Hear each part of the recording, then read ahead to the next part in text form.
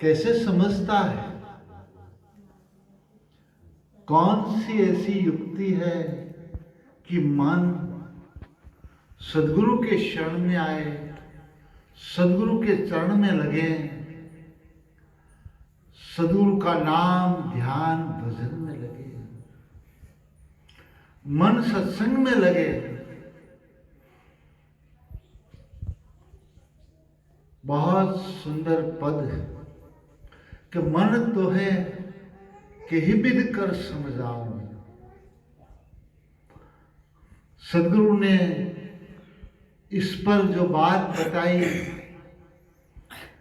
कि मन सदगुरु के चरण में लगे, सदगुरु के सानिध्य में आए। जब तक गुरुद्वारे में मन नहीं लगता, सदगुरु के नाम ध्यान सुमरण में नहीं लगता मन,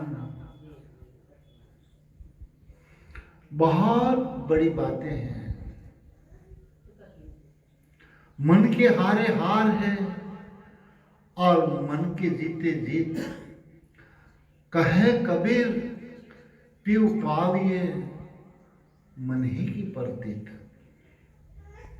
सदगुरु के दर्शन होते हैं, मन से होते हैं।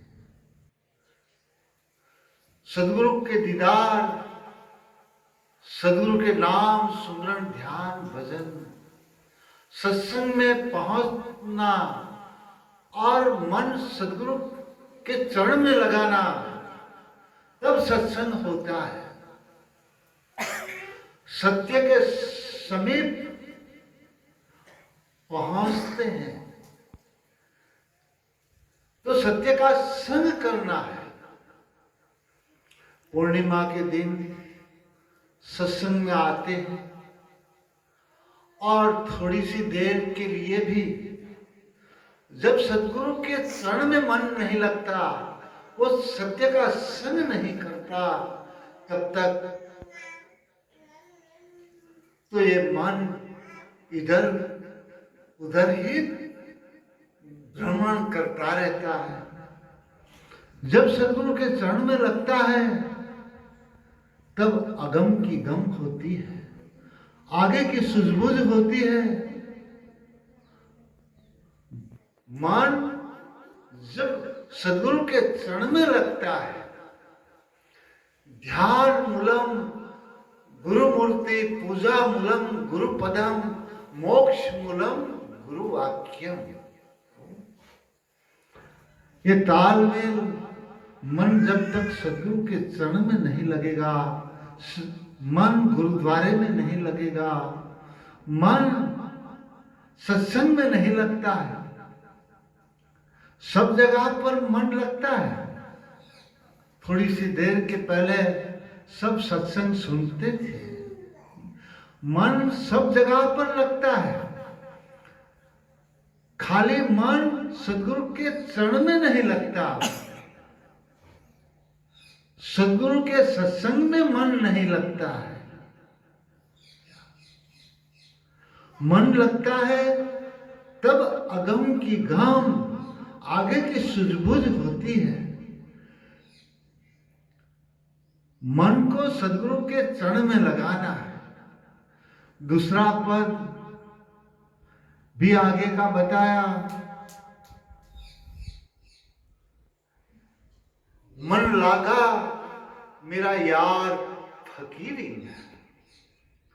जब मन लग जाता है ना, वो तारीख लग जाती है ना, फिर बाद में ताउम्र नहीं छूटती।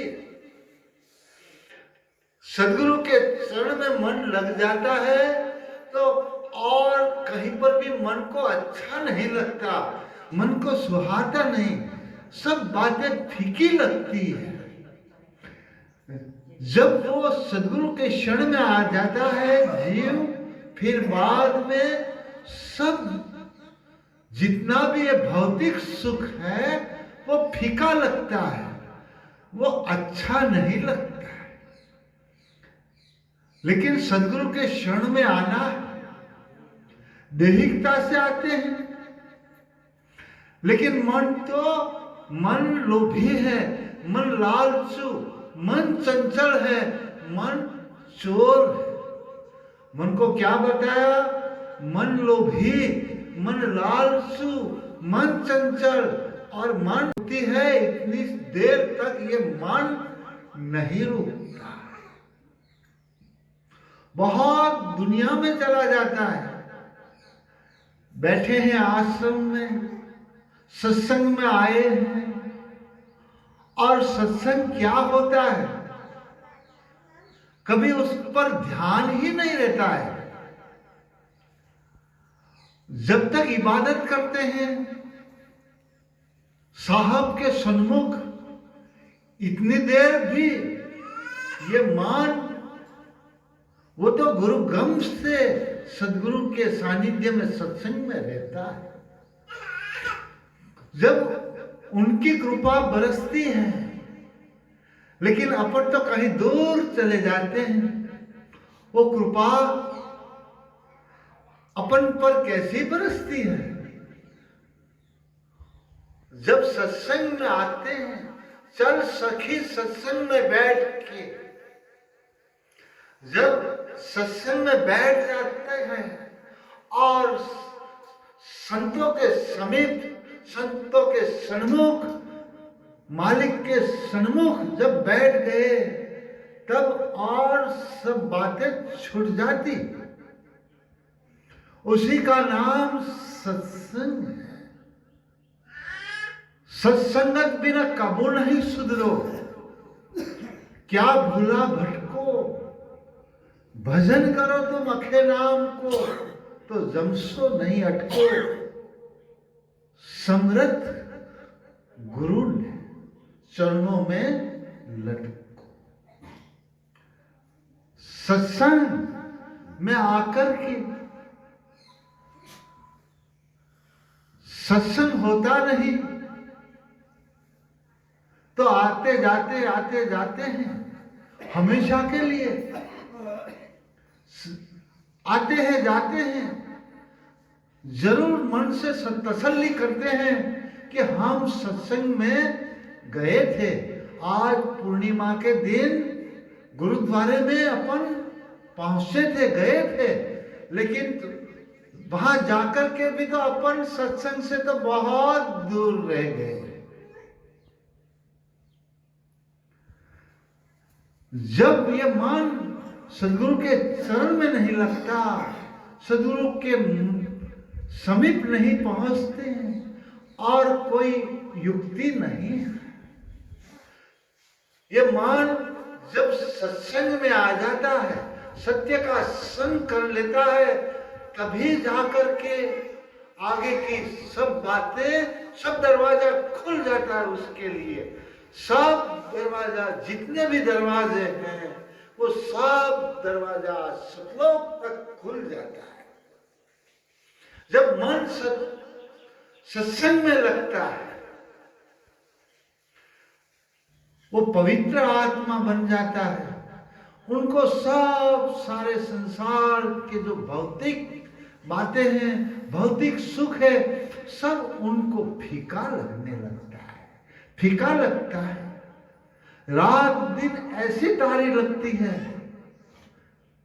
वो कभी ताउम्र छूटती ही नहीं। एक बार सत्य के सन्मुख और सत्य का अंगीकार,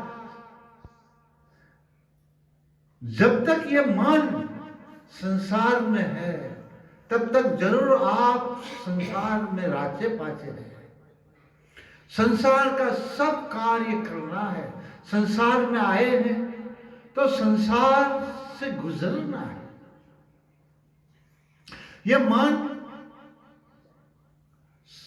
संसार में लगाना है, और संसार का काम पूरा होते ही सद्गुरु के नाम, ध्यान, भजन में ये मन को तब्दील करना है। एक पलक भी उसको खाली नहीं पड़ने देना है। मन तो खाली पड़ता है तो कहीं और चला जाता है,